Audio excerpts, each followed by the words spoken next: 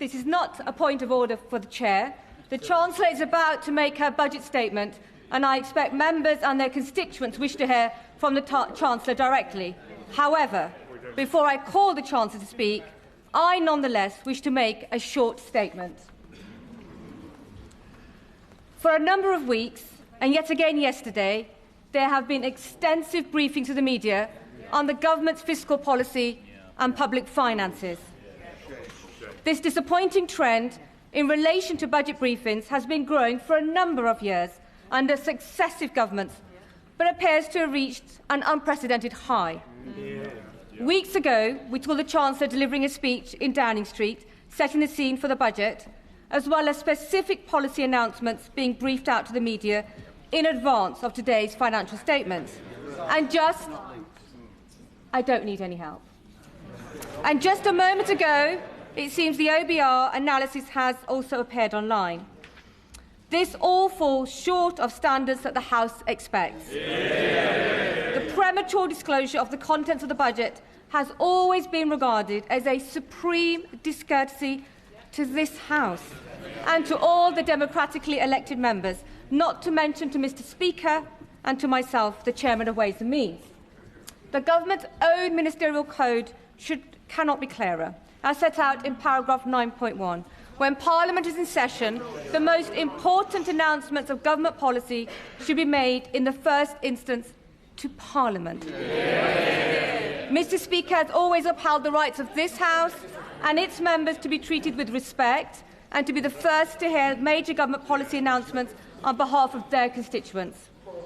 As Chairman of Ways and Means, I have responsibility to oversee the House's consideration of the budget statement and the ensuing resolutions, which are described in Erskine May paragraph 36-33 as the most important business of Ways and Means in this House. I want honourable members on all sides of the House to have adequate opportunity to hold the Chancellor to account, rather than hear and read about new policies on a daily basis in the media. And like many, I also expected better. Before I call the Chancellor of the Exchequer, I remind honourable members that copies of the budget resolutions will be available to them from the vote office in members' lobby at the end of the Chancellor's statement and online. Shh. I also remind honourable members that interventions are not taken during the Chancellor's statement, nor during replies to the Leader of the Opposition or the Leader of the Liberal Democrats. I call the Chancellor of the Exchequer.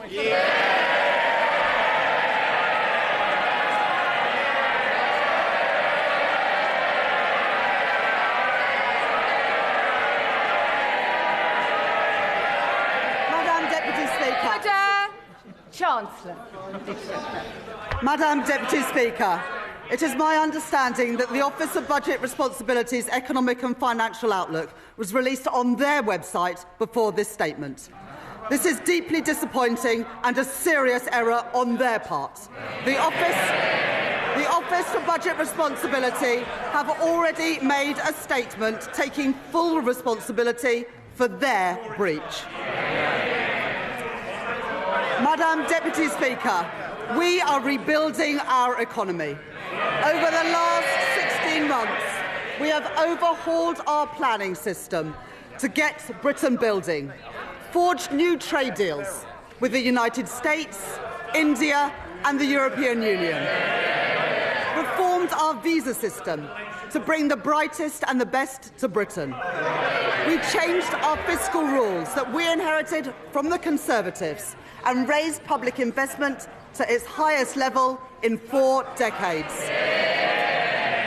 And in last year's budget, I raised taxes on business and the wealthiest to close the £22 billion black hole in the public finances left by the party opposites. And we used that money to fund the biggest ever settlement for our National Health Service. They were the fair and necessary choices. And we faced opposition to them, from opponents to planning reform, who will always demand that the future is built somewhere else, not in their backyard. Opponents to trade, who want to take us down the path of isolation and division. Opponents to investment, who believe that the only good thing a government can do is get out of the way. Opponents who insist that the only way to balance the books is to cut public spending. And opponents who say that we don't need to balance the books at all. But we made these choices for a reason. Because after 14 years of Conservative government, working people demanded and deserved change. Investment, not cuts to our public services. Stability for our public finances. The single most important factor in getting the cost of living down. And economic growth, the best means to improve wages, create jobs, and support public services. That is what our plan, that is what this government and our Prime Minister are all about. Today's budget builds on the choices that we have made since July last year. To cut NHS waiting lists, to cut the cost of living, and to cut debt and borrowing. No doubt we will face opposition again, but I have yet to see a credible or a fairer alternative plan for working people. These are my choices, the right choices for a fairer, a stronger and more secure Britain. Order. Far too much noise, and I expected so much better from you, Dr. Luke Evans. You're meant to be a leader in your community. Simmer down, Chancellor. I'm happy for them to shout as much as they like, Madam Deputy Speaker, as long as they do it from the opposition benches where they can't cause any more damage. I said there would be no return to austerity, and I meant it. This budget will maintain investment in our economy and in our National Health Service. I said I would cut the cost of living, and I meant it. This budget will bring down inflation and provide immediate relief for families. I said I would cut debt and borrowing, and I meant it. Because of this budget, borrowing will fall as a share of GDP in every year of this forecast. Our net financial debt will be lower at the end of the forecast than it is today, and I will more than double the headroom against our stability rule to £21.7 billion, meeting our stability rule and meeting it a year early. These are my choices, not austerity, not borrowing, not turning a blind eye to unfairness. My choices are a budget for fair taxes, strong public services and a stable economy. That is the Labour choice. Growth is the engine that carries every one of our ambitions forward, through stability, investment and reform. The platform from which British ambition can finally get moving again. Because growth doesn't just appear out of thin air. It is built patiently and stubbornly by people who take risks, by founders who bet their savings on an idea, by firms breaking into new markets, developing new technologies and creating new jobs and new opportunities, by the men and the women who work hard every day in all parts of our country. Our job is not to watch from the sidelines, but to partner with them, backing them every step of the way, to match private enterprise with public ambition. I would like to thank my team of officials at the Treasury for their hard work in preparing this budget. In the spring, the Office of Budget Responsibility forecast that our economy would grow by 1% this year. I said then that Britain would defy the forecasts, and defy them we have. The OBR have upgraded Britain's growth for this year from 1% to 1.5%, reaching the same conclusions as the IMF, the OECD and the Bank of England, who have already upgraded their forecasts. Today, the OBR have published the result of their review of the supply side of the economy. They are clear that this is not about the last 14 months. It is about the previous 14 years. The legacy of Brexit and the pandemic, and the damaging decisions by the party opposite. Cutting public spending, leaving communities and entire regions behind, starving our economy of investment and weakening our public services. As a result of their review, the OBR are reducing their expectations for productivity growth by 0.3 percentage points to 1% by the end of the forecast. They say today, and I quote, real GDP is forecast to grow by 1.5% on average over the forecast due to lower underlying productivity growth. There is an impact on our public finances too. The OBR say that their productivity forecast will mean £16 billion less in tax receipts by 2030. These forecasts are the Tories' legacy, not Britain's destiny.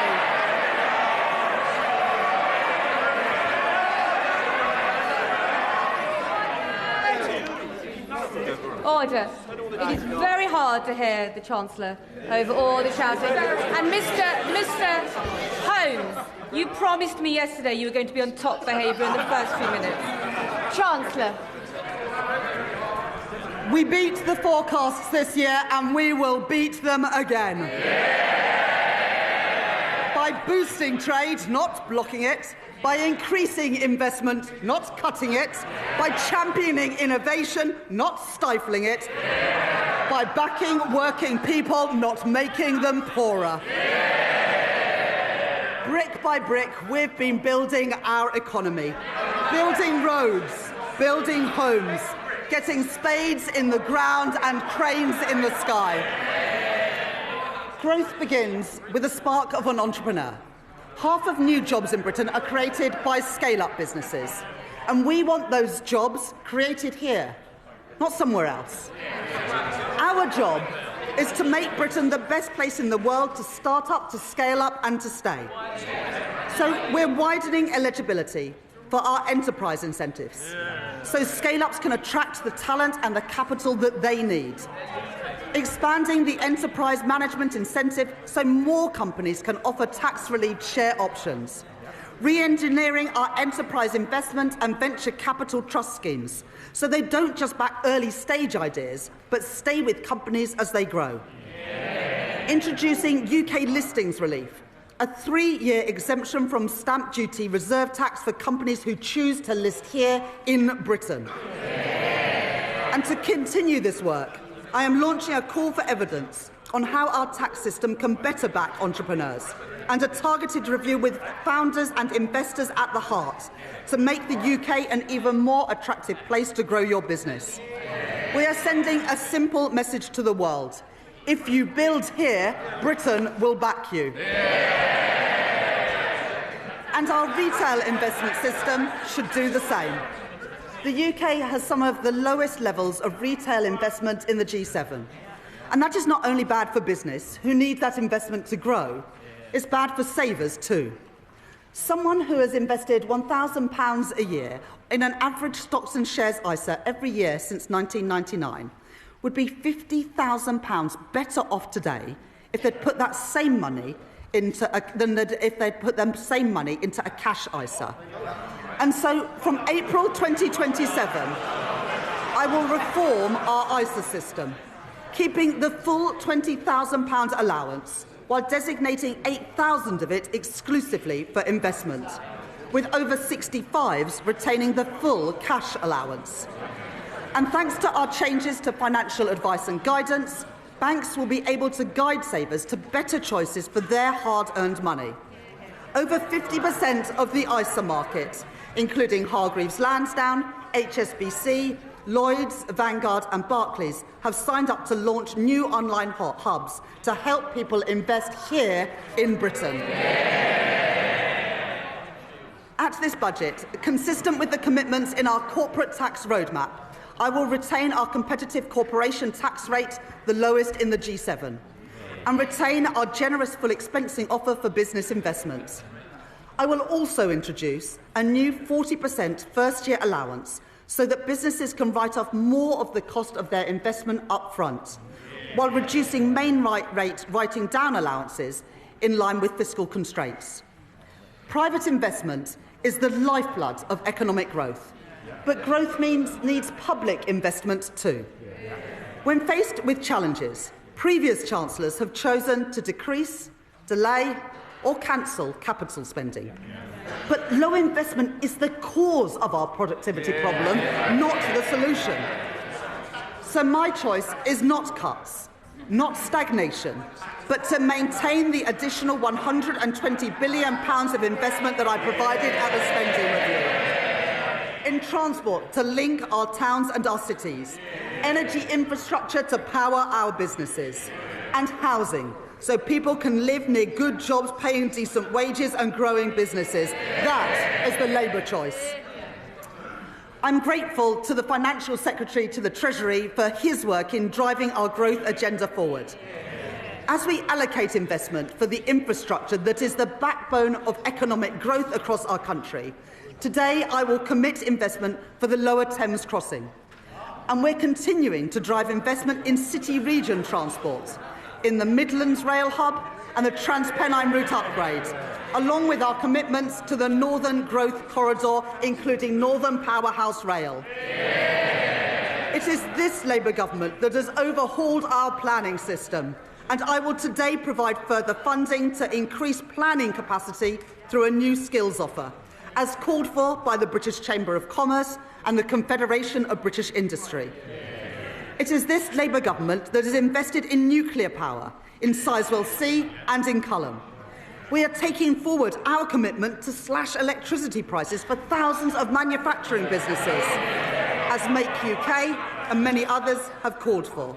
And today I'm pleased to welcome John Finkelton's report, an ambitious plan to cut the red tape that has tied our nuclear industry in knots for decades. And within 3 months we will set out our plan for delivering his recommendations.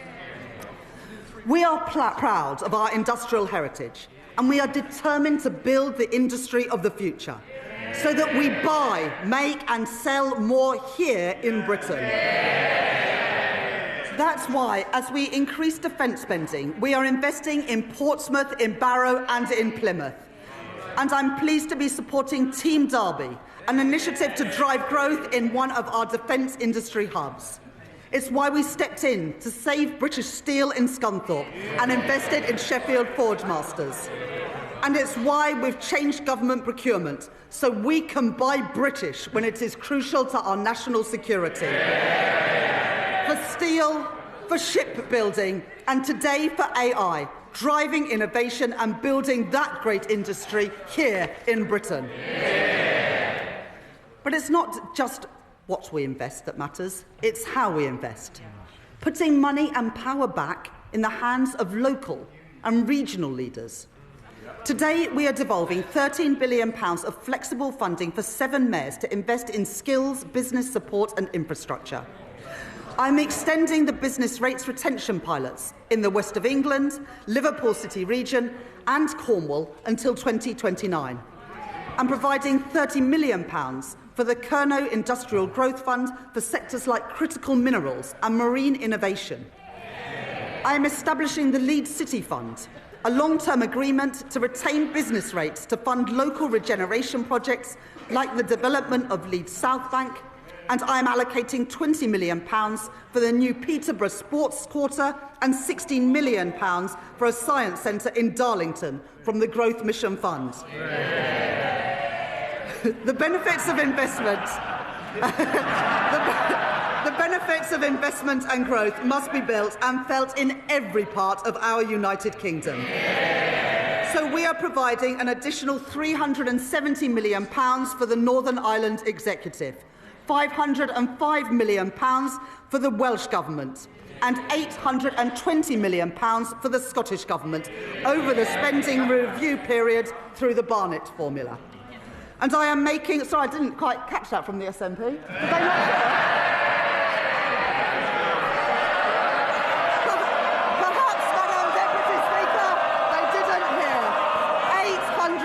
£20 million for the Scottish Government over the spending review period because Anna Sawar asked us to. And I'm making targeted investments in our industrial strategy sectors across the UK. In Northern Ireland, I am providing £17 million to support businesses and strengthen the UK internal market, and backing advanced manufacturing through the Northern Ireland Enhanced Investment Zone. Wales will be the host for 2 AI growth zones, creating more than 8,000 jobs, supported by a £10 million investment in the semiconductors critical for that industry.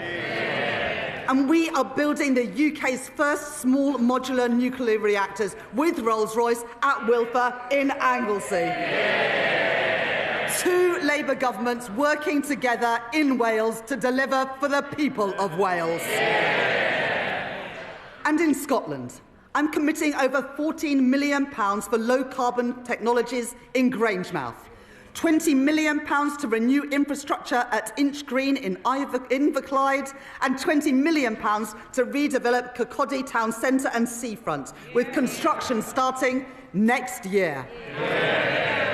And that's on top of the UK's biggest ever warship export deal with the Norwegian government to build frigates in Glasgow, supporting 4,000 jobs. Investment opposed by the SNP, jobs opposed by the SNP, defence opposed by the SNP, but secured by this Labour government.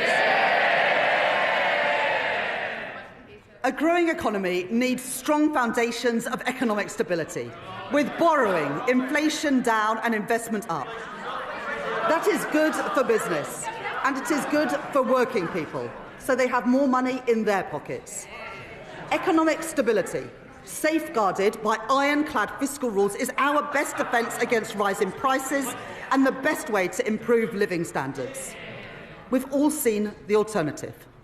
3 years ago, in their clamour to cut taxes for the richest, the Tories under Liz Truss crashed the economy and sent mortgage rates spiralling and brought pensions to the brink.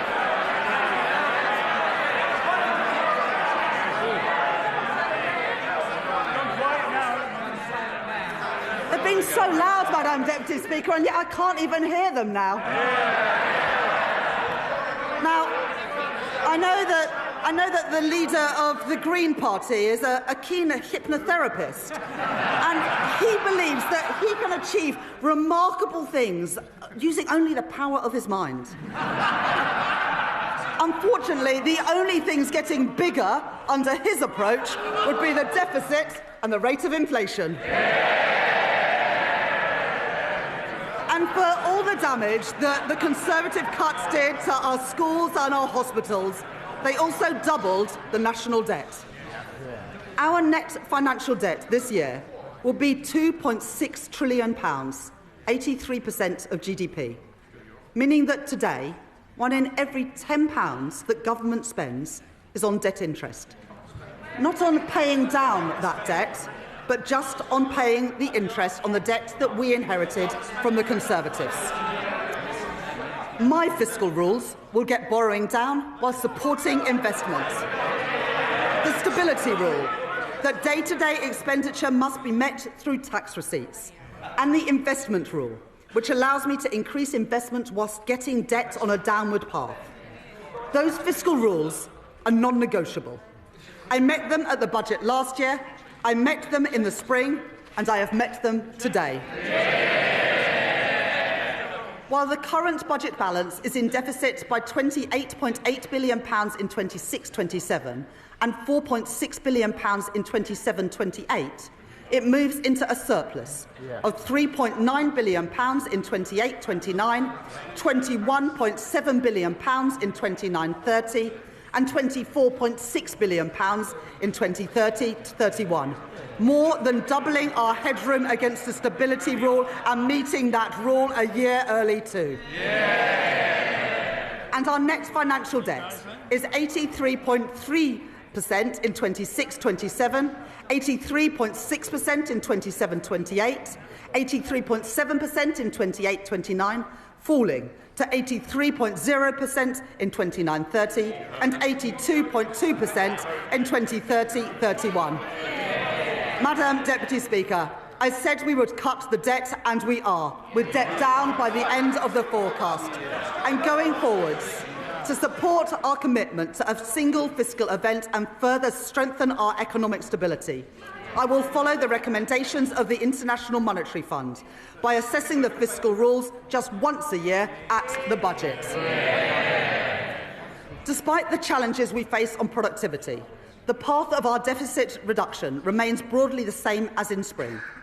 Public sector net borrowing is due to be £112.1 billion, or 3.5% of GDP in 26-27, 3% in 27-28, 2.6% in 28-29, 1.9% in 29-30 and 1.9% in 2030-31, ending at £67.2 billion, translating into an increase in the net cash requirement next year of £4.2 billion, taking the total to £133.3 billion. According to the IMF, we are due to reduce borrowing more over the rest of this Parliament than any other G7 economy. The Conservatives crashed the economy, we are protecting it. The Conservatives lost control of debt, we are getting debt down. The Conservatives let inflation and interest rates go through the roof. But, Madam Deputy Speaker, since Labour took office, the Bank of England have cut interest rates 5 times.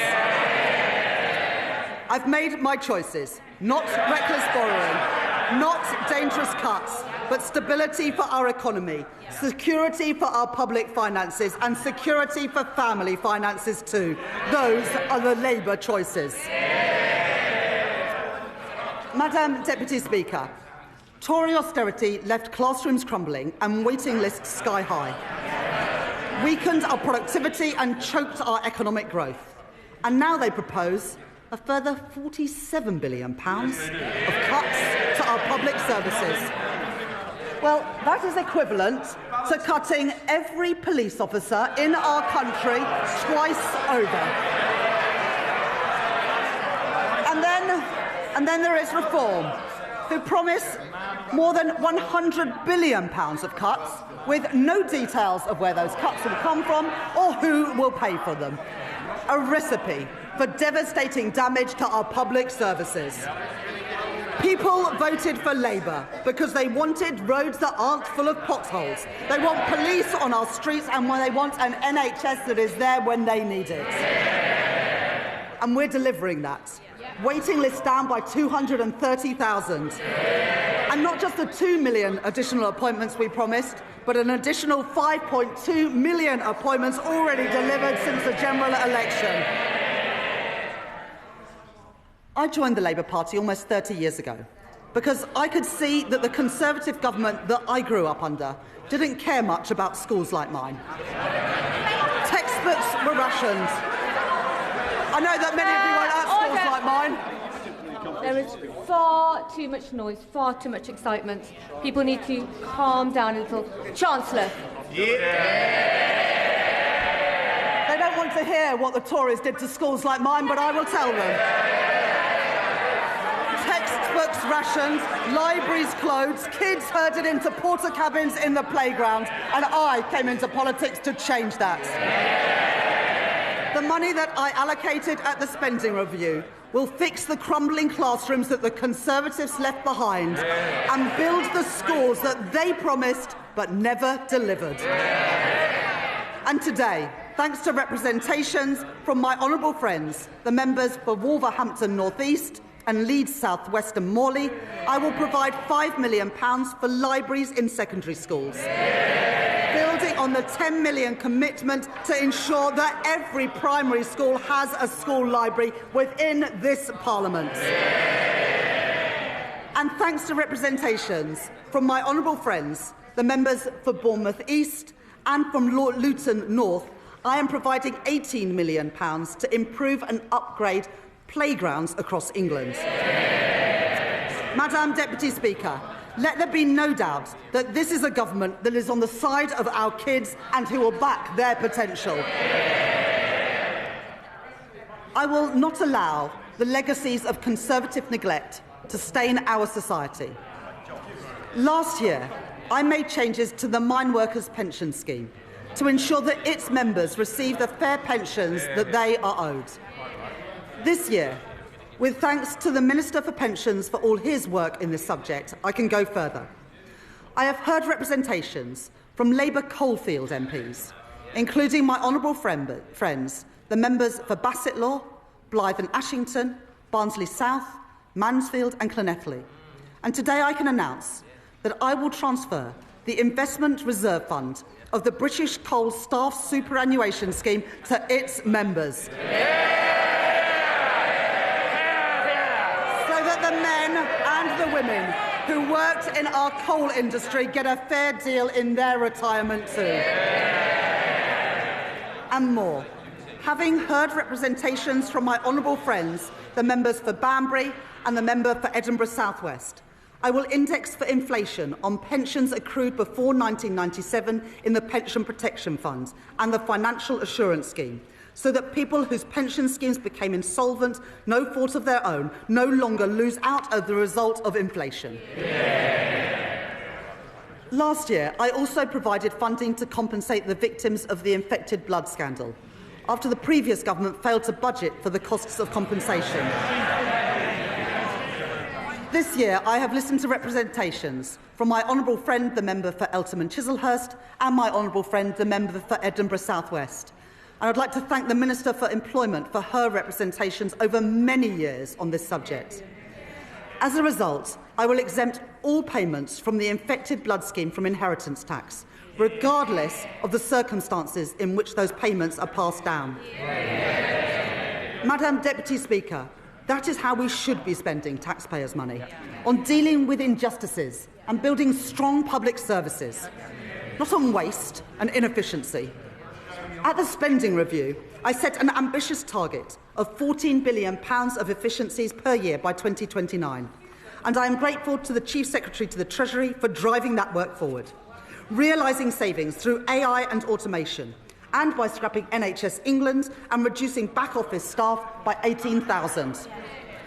At this budget, I will find a further £4.9 billion of efficiencies by 2031, getting rid of police and crime commissioners, cutting the cost of politics and local government, and selling government assets that we no longer have any use for. These savings will be required across government. But for our National Health Service, I will reinvest all of these savings back into the care that people rely on. More nurses, more GPs, more appointments. Restoring the services that faltered under years of Conservative decline and investing in the future of our National Health Service. And today I am announcing £300 million of investment in technology to improve patient service and 250 new neighbourhood health centres. Expanding more services into communities so that people can receive treatment outside of hospitals and get better, faster care where they live. Over 100 of these will be delivered by 2030, including in Birmingham, Truro and Southall. The Labour Party founded our National Health Service, and we will renew our National Health Service. I will take the same approach for defence spending that I take to NHS spending, reinvesting savings back into our national security. In our age of insecurity, Britain will continue to stand with our allies, working in collaboration to secure a sustainable ceasefire for Ukraine, and maintaining our commitment to NATO, with the UK set to spend 2.6% of GDP on defence by April 2027. Madam Deputy Speaker, the public rightly expects that we stamp out fraud, error and waste, and put that money to good use in our schools and our hospitals and other frontline services. My right honourable friend, the Home Secretary, has already announced that she will claw back excess profits from the use of hotels to house asylum seekers, as we phase out the use of those hotels entirely. And we will consult on reforms to indefinite leave to remain and access to taxpayer-funded benefits.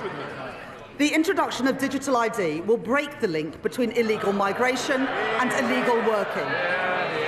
And the HMRC and the Fair Work Agency will crack down on illicit businesses that blight our high streets and undercut illegitimate firms, enforcing the minimum wage, investigating dodgy businesses and increasing scrutiny of the gig economy, as well as tracking down fraudulent business owners who vanish without paying their taxes.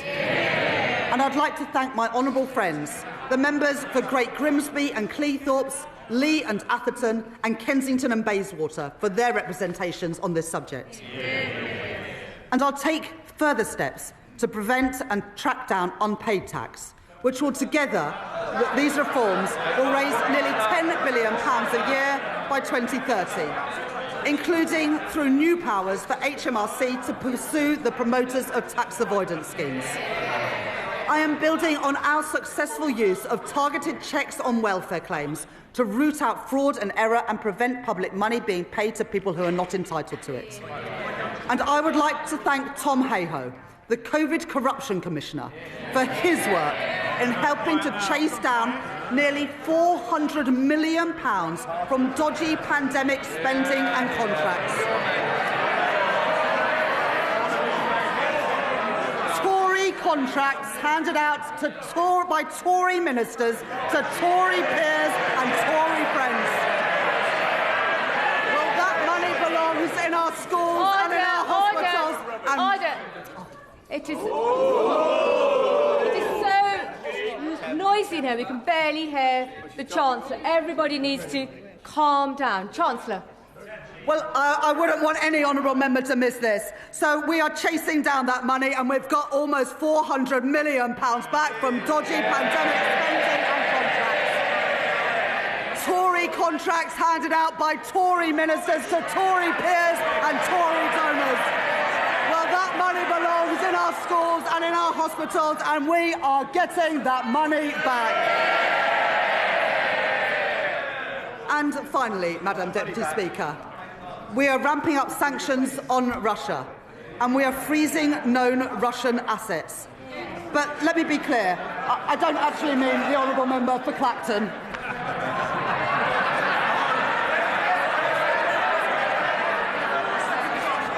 Under the Conservatives... Order.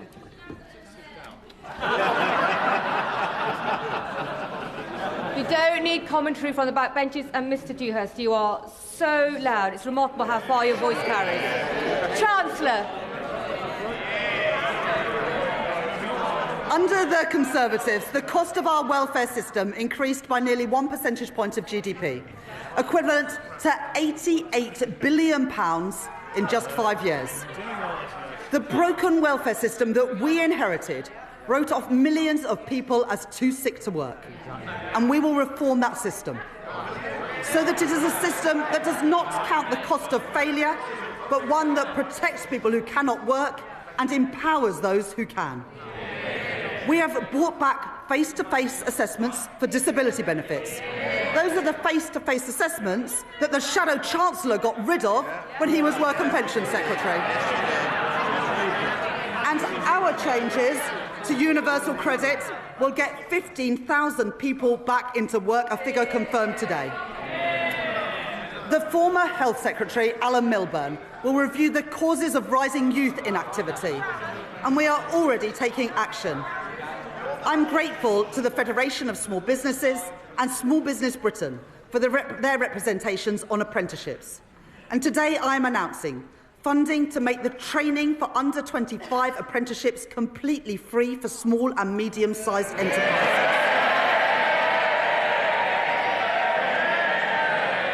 And funding our new youth guarantee, providing £820 million over the next 3 years to give young people who are let down by the Conservatives the support and the opportunity that they deserve. Guaranteeing every young person a place in college, an apprenticeship or personalised job support. And after 18 months, 18 to 21-year-olds will be offered paid work, not benefits. The Motability Scheme was set up to protect the most vulnerable, not to subsidise the lease on a Mercedes-Benz. And so I am making reforms that will reduce generous taxpayer subsidies and Motability have confirmed that they will remove luxury vehicles from their scheme, getting the scheme back to its original purpose of offering cost-effective leases to disabled people. And taxpayers' money should not be spent on pensions for people abroad, who only lived here for a couple of years and may never even have paid a penny in tax. The Conservatives allowed thousands of people living abroad to buy their way into the state pension for as little as £3.50 a week, debasing the purpose of our pension system. And so I will abolish access to Class 2 voluntary national insurance contributions for people living abroad, increasing the time that someone has to live or work in Britain to 10 years and increasing the contributions that they must pay. These reforms improve our welfare system, they support our young people, protect those who need it most, and put an end to Conservative waste and unfairness. Madam Deputy Speaker, to break the cycle of austerity, we need a fair and a sustainable tax system, one that generates revenues to fund the public services that we all use, and supports investment to grow our economy. That does mean that today I am asking everyone to make a contribution. The previous Conservative government froze personal tax thresholds from 2021 to 2028. And today I will maintain all income tax and equivalent national insurance thresholds at their current level for a further 3 years from 2028. While ensuring that people... Order! The noise is far too high. Chancellor. The Right Honourable Lady supported these freezes when her party made them. She might want to forget about it, but the British people never will. At the same time, we are ensuring that people only in receipt of the basic or new state pension do not have to pay small amounts of tax through simple assessment from April 2027. I will also keep the Plan 2 student loan repayments threshold at its 2026-27 level for 3 years. Madam Deputy Speaker, I know that maintaining these thresholds is a decision that will affect working people. I said that last year, and I won't pretend otherwise now. Madam Deputy Speaker, I am asking everyone to make a contribution, but I can keep that contribution as low as possible because I will make further reforms to our tax system today to make it fairer and to ensure that the wealthiest contribute the most. The Conservatives knew that our tax system didn't work. Time and time again, they ducked the necessary reforms, leaving a system unfit for a changing economy, with unfairness that they refused to address.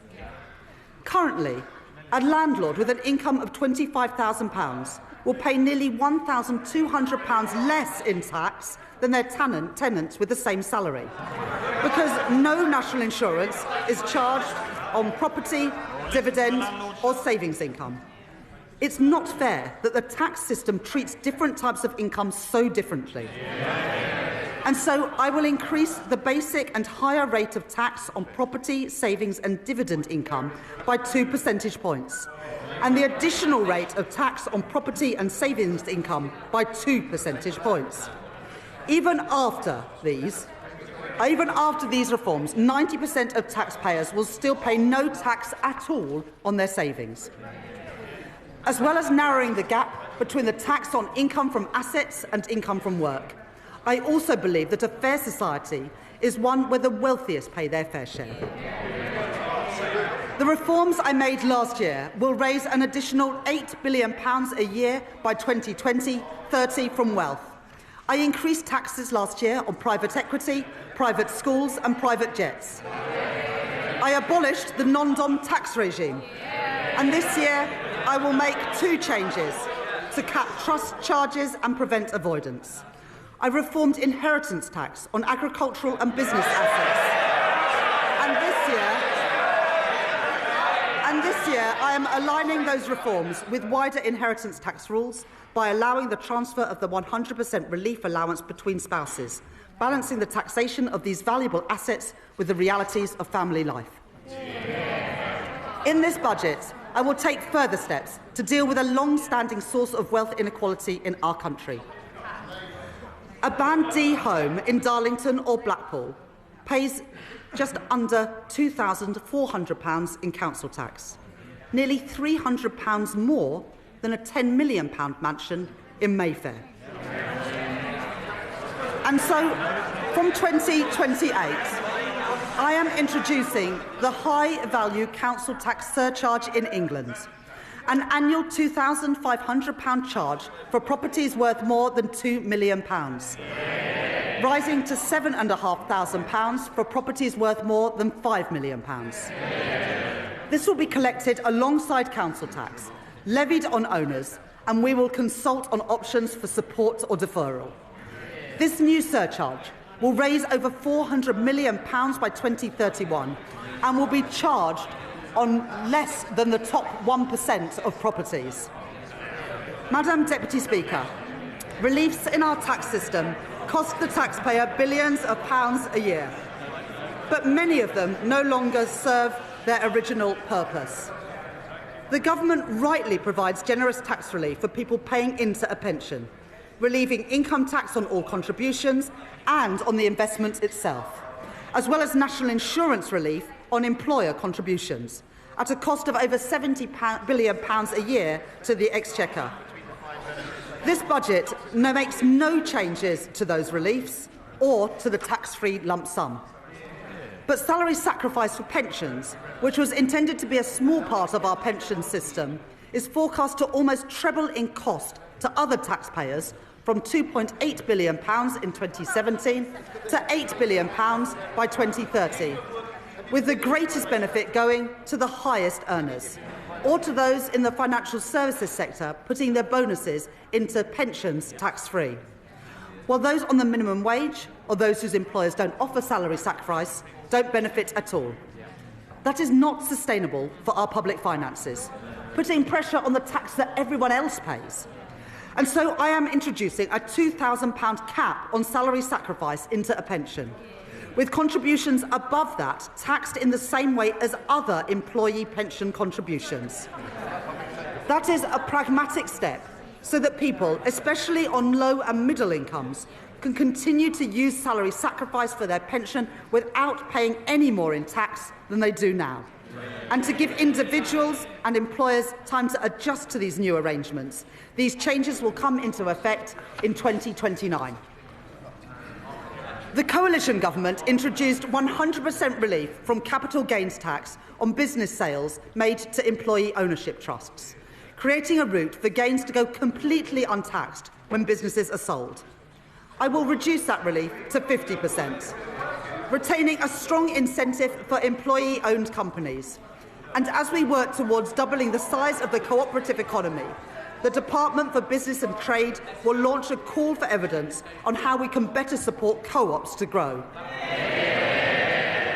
Because of the changes that I have made to capital gains tax this year and last year, receipts are forecast to increase from £14 billion this year to £30 billion by 2030. To support our high streets, I am announcing a package of regulatory changes as called for by UK Hospitality and the British Retail Consortium. And I will support the Great British Pub through our new national licensing framework, encouraging councils to back our pubs and to back late-night venues with greater freedoms. For business rates, I will introduce permanently lower tax rates for over 750,000 retail, hospitality and leisure properties, the lowest rates since 1991, paid for through higher rates on properties worth more than £500,000, like the warehouses used by online giants. Alongside this, I will introduce a package of support worth over £4.3 billion over the next 3 years for a property of any size seeing a large increase in their bill. And to support a level playing field in retail, I will stop online firms from undercutting our high street businesses by ensuring customs duty applies on parcels of any value. I will reform our motoring taxes, exempting search and rescue vehicles from vehicle excise duty as called for by my honourable friends, the member for the Western Isles and for Whitehaven and Workington. And because all cars contribute to the wear and tear on our roads, I will ensure that drivers are taxed according to how much they drive and not just by the type of car they own, by introducing the electric vehicle excise duty on electric cars. This will be payable each year alongside vehicle excise duty at 3p per mile for electric cars and 1.5p for plug-in hybrids, helping us to double road maintenance funding in England over the course of this Parliament. And alongside this, I am providing support to boost our British car industry, increasing the threshold for the expensive car supplement on electric vehicles to £50,000, saving over 1 million motorists £440 a year, providing £1.3 billion additional funding for the electric car grant, extending it to 2030 and taking total funding to £2 billion, as well as delaying changes to the employee car ownership scheme. In addition, we're investing a further £200 million to accelerate the rollout of EV charging, as well as 100% business rates relief for EV charge points for the next decade, with thanks to my honourable friend, the member for Camborne and Redruth, for his representations on this policy. And I will improve competition in our taxi industry by ending ride-hailing companies' use of a discount scheme intended for coach tours, as called for by Steve McNamara, the General Secretary of the Licensed Taxi Drivers Association, legislating to restrict access so that everyone pays fairly and protecting £700 million of tax revenue each year. I am responding to our consultation on landfill tax, and listening to representations, particularly from our house building industry. I will not converge towards a single rate, but I will prevent the gap between the two rates from widening to balance the need to address tax avoidance in the current structure. I will today publish Ray McCann's report into the loan charge along with the government's response, setting out a new settlement opportunity that will finally allow people to finalise their position and draw a line under this long-standing issue. And I'd like to thank my honourable friend, the member for Milton Keynes Central, for her representations on this subject. I will continue with the planned uprating for tobacco duties that I set out last year and uprate alcohol duties by inflation, along with our plans to introduce a vaping products duty in 2026 and changes to the soft drinks industry levy announced by my right honourable friend, the Health Secretary, yesterday. And I'd like to thank the Exchequer Secretary to the Treasury for his work on all the tax measures in this budget. I will also reform gambling taxes in response to the rise in online gambling. Remote gaming is associated with the highest levels of harm. And so I am increasing remote gaming duty from 21% to 40%. With duty on online betting increasing from 15% to 25%. I am making no change to the taxes on in-person gambling or on horse racing. And I am abolishing bingo duty entirely from April next year. Taken together, my reforms to gambling tax will raise over £1 billion per year by 2031. As a result of the tax reforms I have made today, I can confirm that I will not be increasing national insurance, the basic, higher or additional rates of income tax or VAT. And I have kept everyone's contribution as low as possible through reforms to make our tax system stronger, closing loopholes, ensuring that the wealthiest pay their share, and building a tax system that is fairer for the future as our economy changes. On the day I became Chancellor, I said that I would judge my time in office a success if I knew that ordinary children from working-class backgrounds were living more fulfilling lives. Their horizons expanded, their potential realised. I joined the Labour Party, I came into politics, because I believe that every child has equal worth and deserves an equal chance to achieve their promise. The biggest barrier to equal opportunity is child poverty.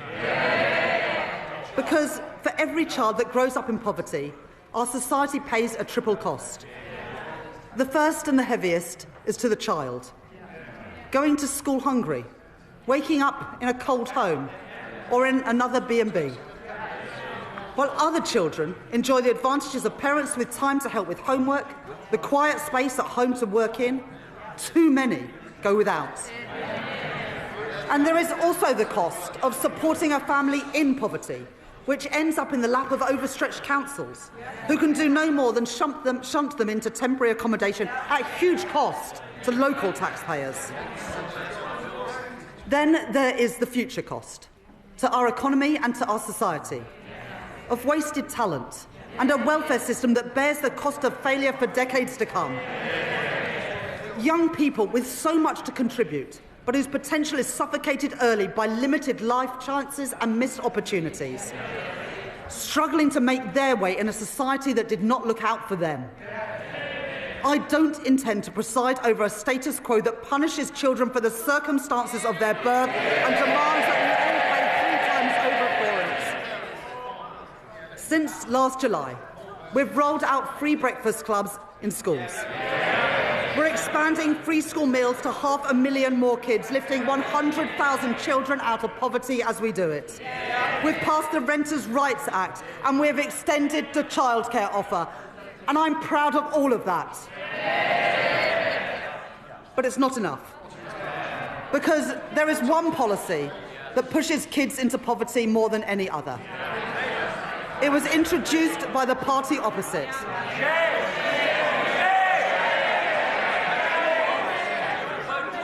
They said it would save money and that it would bring about behavioural change, disincentivising poorer families from having more children. Well, even on its own terms, it failed. The welfare bill has continued to rise, and there's been no difference in the size of families. But what it has done is to push hundreds of thousands of children into poverty since it was introduced. They said they were punishing parents' choices, but it's the kids who have paid the price. They've paid the price for the policies of a party which opted for cynical gimmicks over real savings in our welfare system.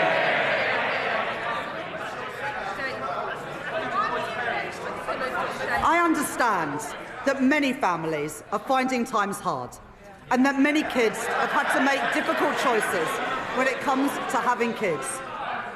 And there are many reasons why people choose to have children and then find themselves in difficult times. The death of a partner, separation, ill health, a lost job.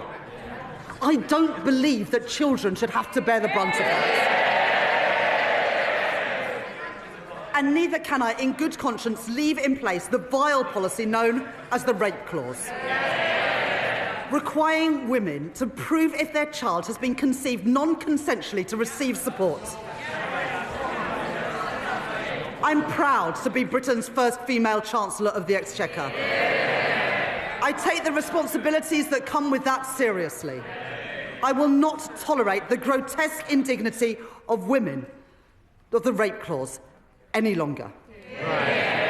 It is dehumanising, it is cruel, and I will remove it from the statute book.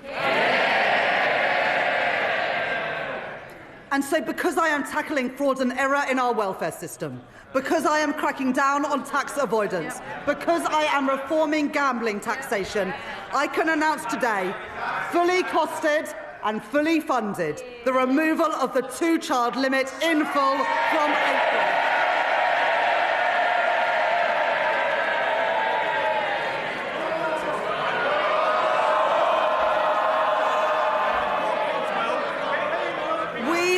This side of the house.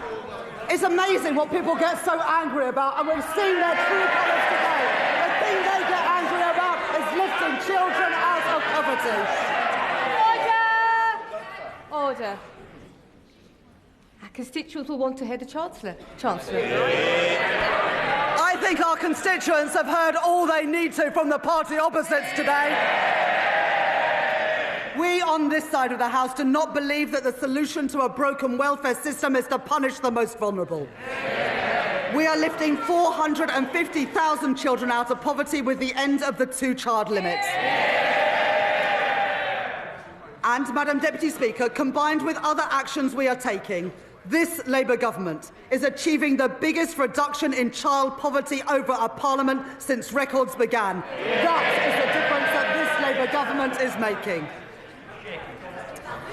Madam Deputy Speaker, I know how worried families are about the cost of everything.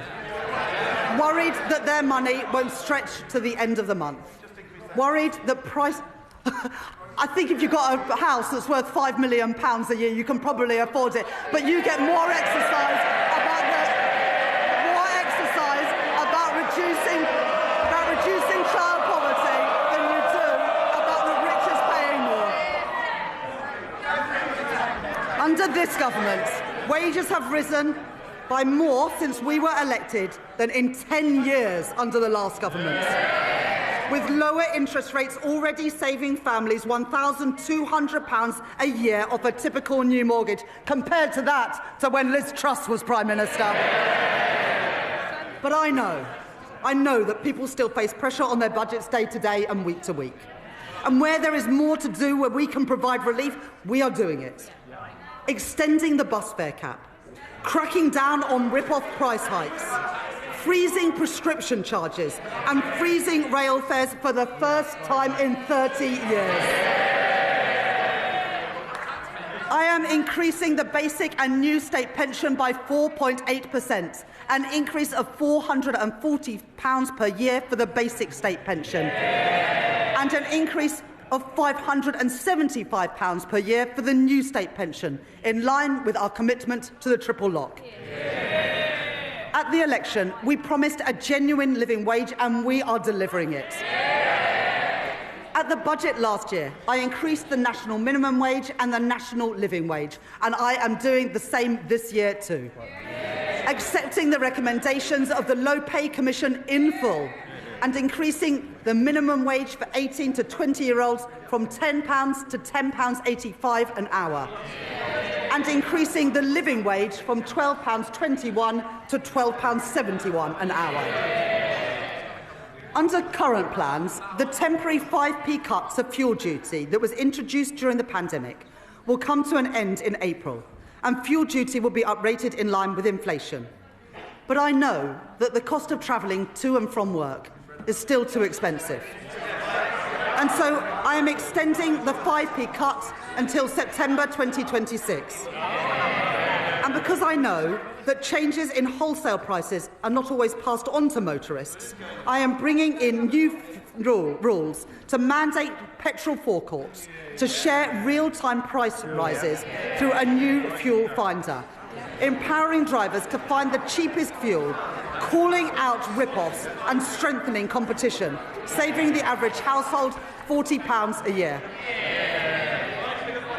Madam Deputy Speaker, one of the greatest drivers of the rising cost of living is the cost of energy prices. The cause of high energy bills must be tackled at source, and so we are investing in energy security, in nuclear and renewable energy, and in insulation through our Warm Homes Plan. But that's not enough when people are struggling with energy bills today.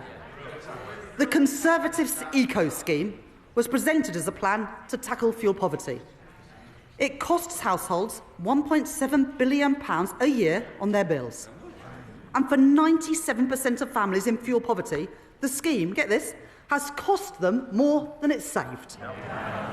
It is a failed scheme, and so I am scrapping it, along with taking other legacy costs off bills.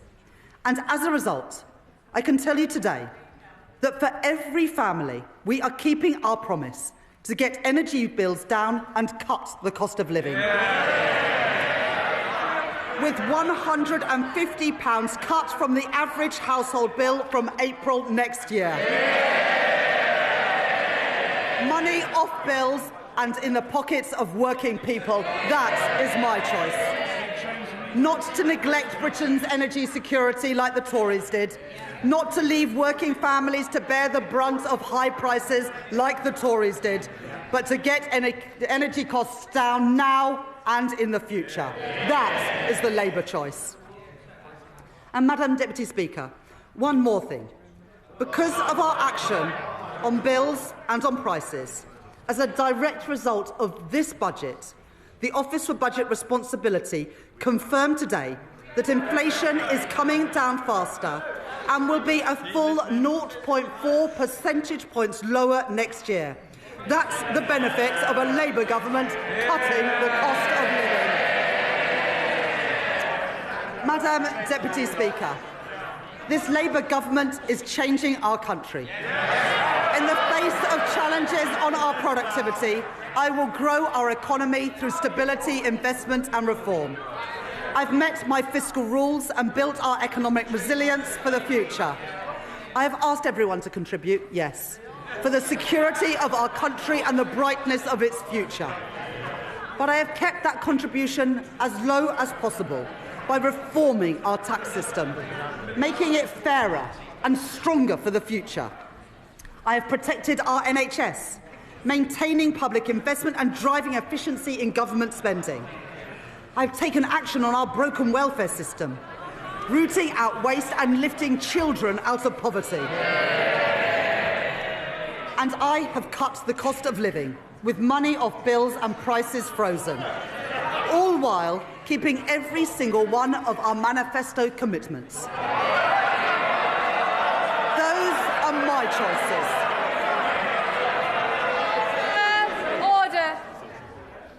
Mr. Rankin, Ms. Morton, your voice carries right across the chamber. Right across the chamber. Try and take a breath every so often. Chancellor. Those are my choices. Not austerity, not reckless borrowing, but cutting the debt, cutting waiting lists and cutting the cost of living. Those are Labour choices, promised and delivered by this budget, promised and delivered by this Labour government. And, Madam Deputy Speaker, I commend this statement to the House.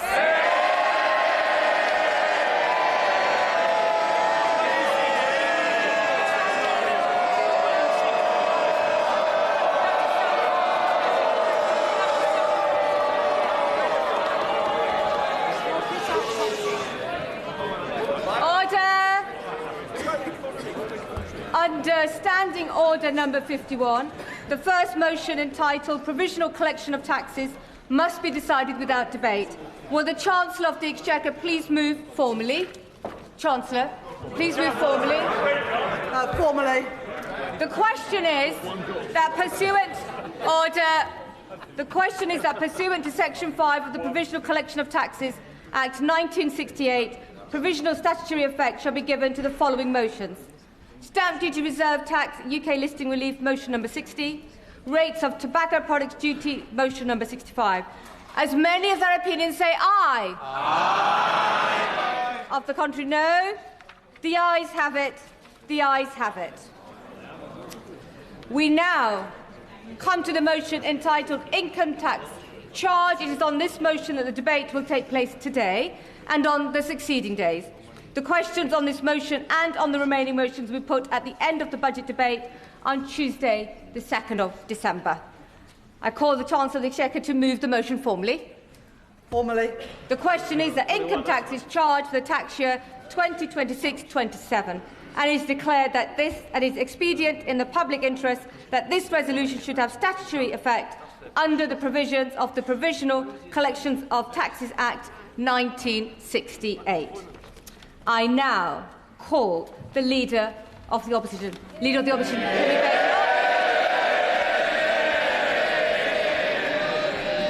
Thank you, Madam Deputy Speaker. And may I congratulate the Right Honourable Lady on delivering her second budget. I hope she enjoyed it, because it really should be her last. What a total humiliation.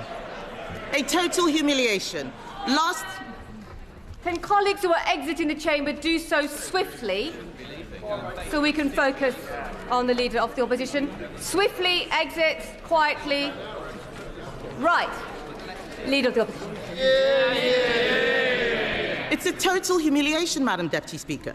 Last year, she put up taxes by £40 billion, the biggest tax rate in British history. She promised that she wouldn't be back for more. She swore it was a one-off. She told everyone that from now on, it would be stability and she would pay for everything with growth. Today, she has broken every single one of those promises.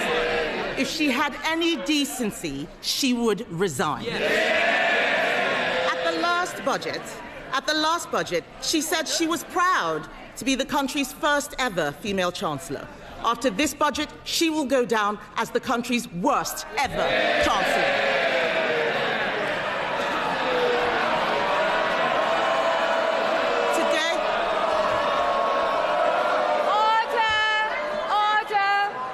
Order. And the Chief Whip in particular knows that we don't allow clapping in the chamber. Leader of the Opposition.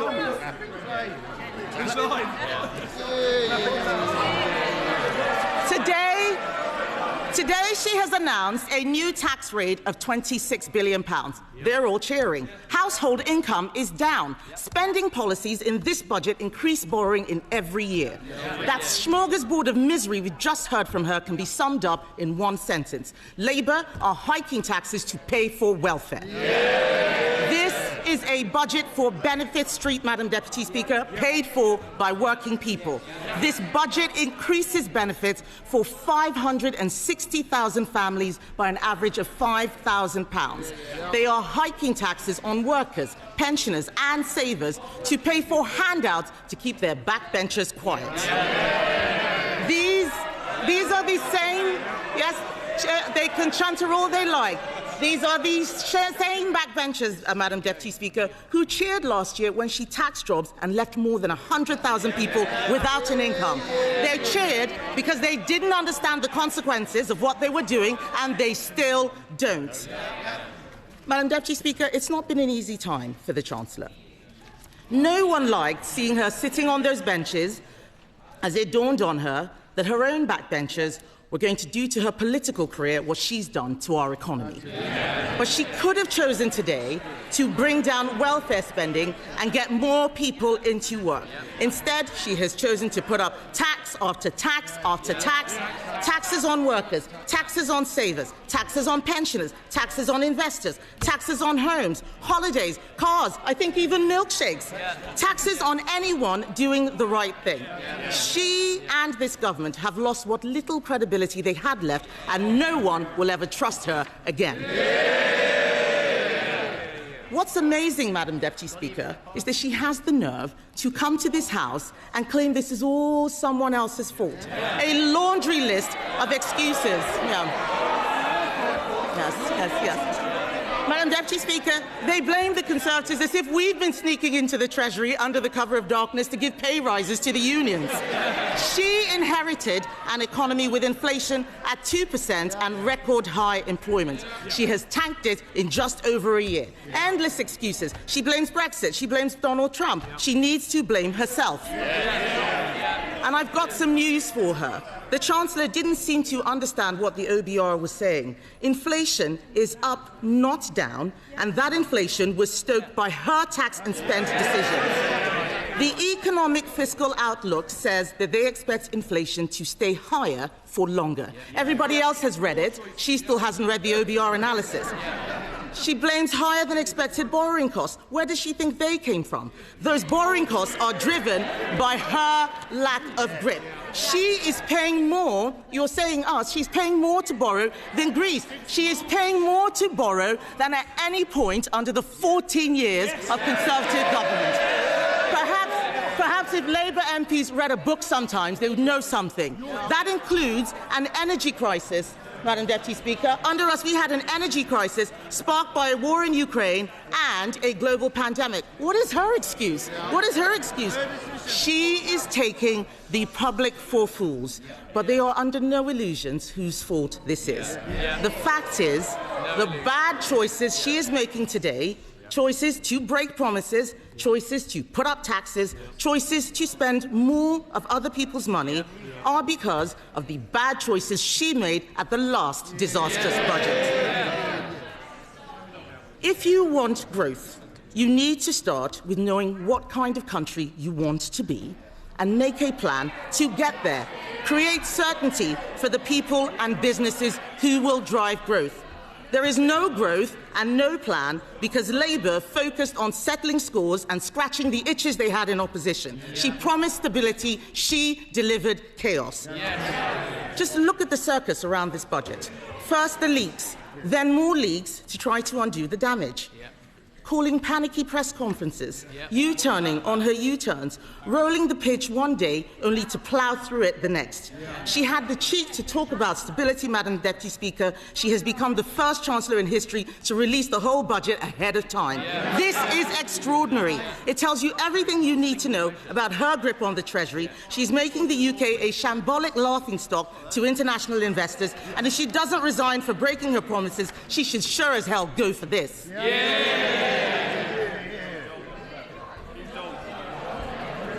But, Madam Deputy Speaker, what have we got for all this chaos and disorder? There are 1 million more people claiming universal credit than there were at the time of the last budget. Government spending, up. Welfare spending, up. Universal credit claimants, up. Unemployment, up. Debt interest, up. Inflation, up. And what about the things that you want to go up? What about the things you want to go up? Growth, down. Investment, down. Business confidence, down. The credibility of the Chancellor, and not just down, through the floor. These figures are shocking. Does she really think that anyone will be confused by the sleight of her hand that she had in her speech? Her speech today was an exercise in self-delusion. Today, she had an opportunity to apologize and show some humility. Instead, we've been fed puff pieces in the Times and the FT showing a woman wallowing in self-pity, whining about mansplaining and misogyny. Madam Deputy Speaker, let me explain to the Chancellor. Woman... Order. Colleagues need to simmer down, most definitely, and just breathe a little and allow the Leader of the Opposition to be heard. Leader of the Opposition. All we've had is wallowing in self-pity and whining about misogyny and mansplaining. So, Madam Deputy Speaker, let me explain to the Chancellor, woman to woman. People out there aren't complaining because she's female. They're complaining because she is utterly incompetent.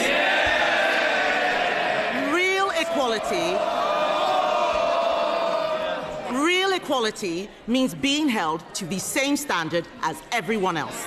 It means being judged on results. Take her bright idea, the Office for Value for Money. It's been closed down because it didn't save a penny. In fact, it cost the taxpayer £1.6 million. You couldn't make this stuff up. Madam Deputy Speaker, I've identified a way to save taxpayers huge amounts of money by sacking just one person, the woman sitting opposite. The ex-chief economist of the Bank of England was not mansplaining. He wasn't mansplaining when he said the uncertainty around today's budget is the single biggest reason growth has flatlined. What did the Chancellor think would happen when she went on breakfast telly to do an emergency public service announcement? I interrupt your Cheerios to bring you this frightening message about income tax. And then, unbelievably, she changed her mind 3 days later. No wonder people are in despair. She says she wants people to respect her. Order. Conservative colleagues are drowning out the Leader of the Opposition speech, so just be mindful nobody will be able to hear her at home. Leader of the Opposition.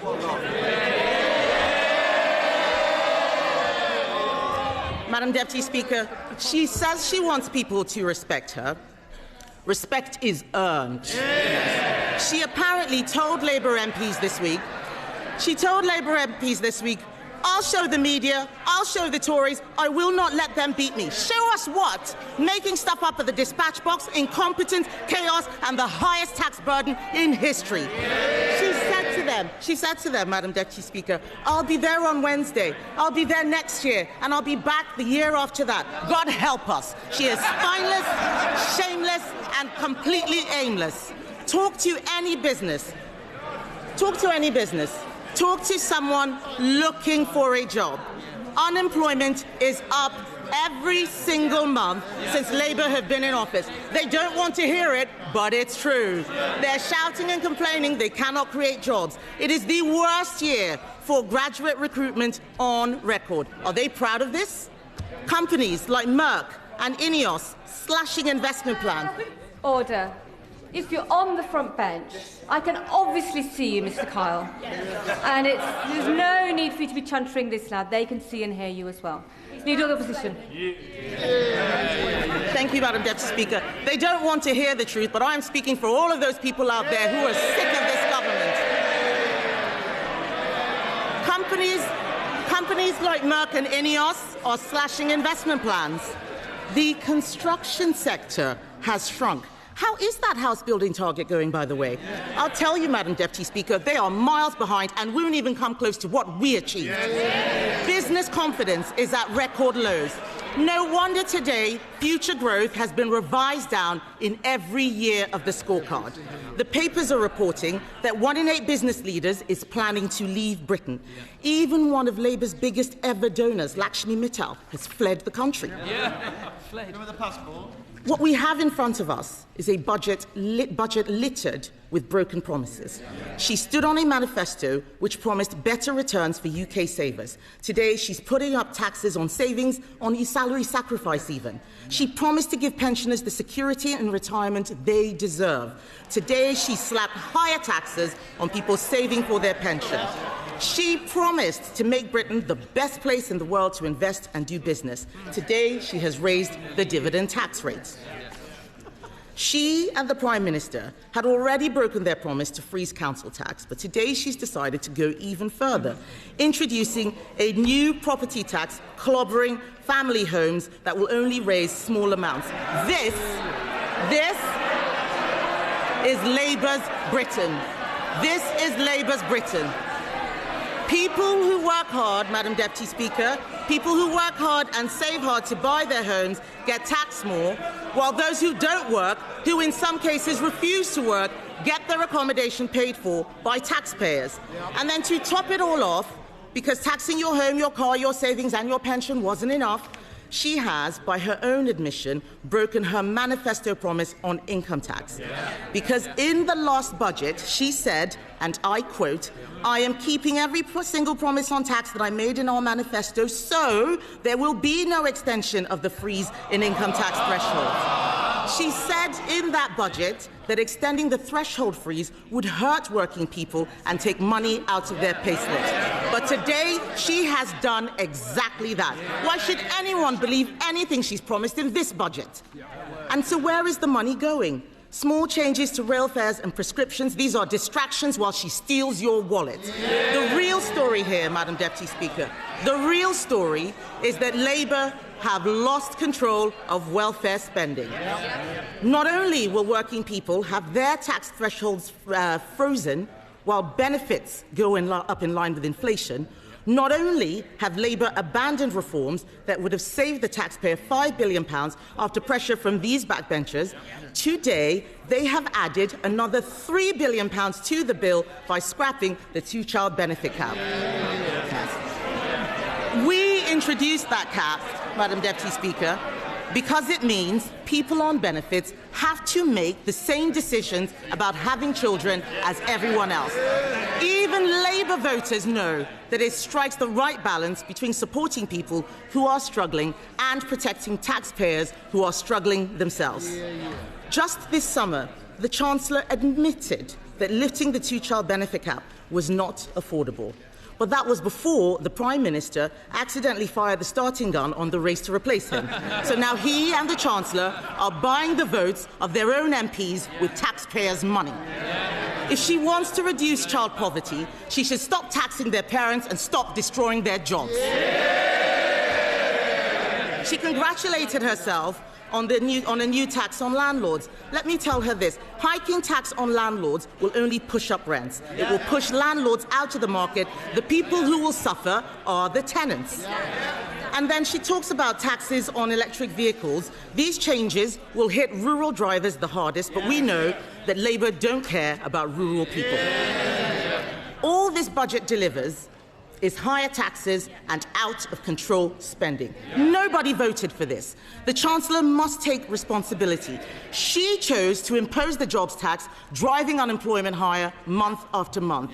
She chose to abandon welfare reform, meaning the benefits bill is spiralling. She chose to spend more and more money she didn't have, leaving taxpayers to foot the bill. She is out of money, out of ideas, out of her depth, and she has run out of road.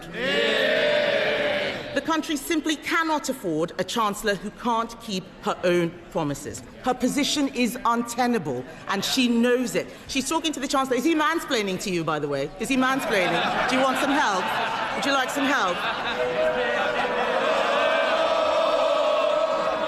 What the Prime Minister should do is grow a backbone and sack her. But he won't, because he knows if she goes down, he goes down with her. So we're stuck with them both, Laurel and Foolhardy.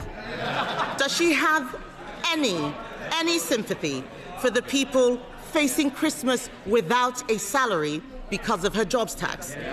For the retailers who are suffering sleepless nights because of their plummeting Christmas sales? People out there are crying. Last year, we had the horrors of the Halloween budget. This year is the nightmare before Christmas. And as for her, she's the unwelcome Christmas guest, 10 minutes through the door, and she's eaten all the Quality Street, Madam Deputy Speaker.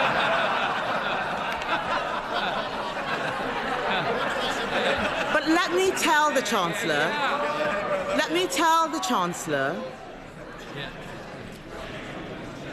Chancellor something she has forgotten.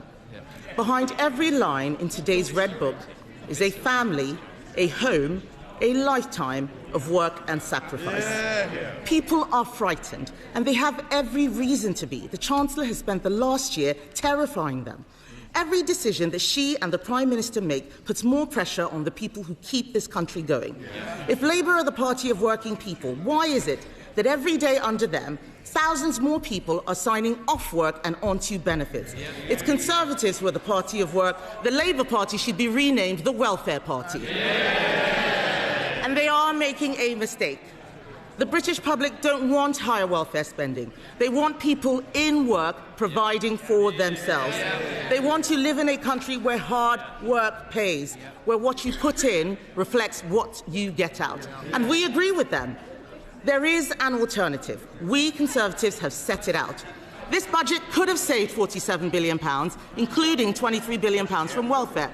She could have applied our golden economic rule, allocating half of those savings to cutting the deficit and using the rest to cut taxes. Oh, they're all pretending they're not listening. It's the shame of the mess they've made. It's the shame of the mess they've made. Order. Mr. Vince. Mr. Thompson, you're so enthusiastic. I was worried you were going to knock Mr. War off his chair a moment ago, so we need to calm down and breathe, and we need to ensure that we can hear the Leader of the Opposition. Kemi Badenoch. Even the dog is laughing at the Chancellor, Madam Deputy Speaker. She could have applied our golden economic rule, allocating half of those savings to cutting the deficit, using the rest to cut taxes. She could have abolished stamp duty on homes to get the housing market moving, abolished business rates on shops to breathe life into our high streets. She could have introduced our cheap power plan. It saves a lot more money than what she announced would bring down energy costs for homes and businesses. That's what she should have done. She should be on the side of people who get up and go to work, people who take a risk to start a company, people working all hours to keep their business afloat. She should be on the side of the farmer, trying to hand something over to the next generation. The investor, deciding whether to spend their money in the UK or elsewhere. She should be on the side of the young person, looking for their first job. The saver, doing the right thing and putting money away for a rainy day. The pensioner, trying to enjoy a decent retirement. This country works when you make the country work for them. Only the Conservatives are on their side, Madam Deputy Speaker, and our plan for them is simple. Bring down energy costs, cut spending, cut tax, back business, and get Britain working again.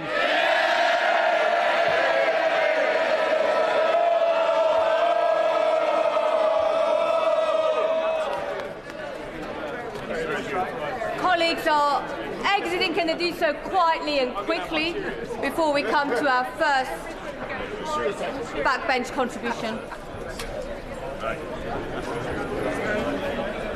Quietly and quickly.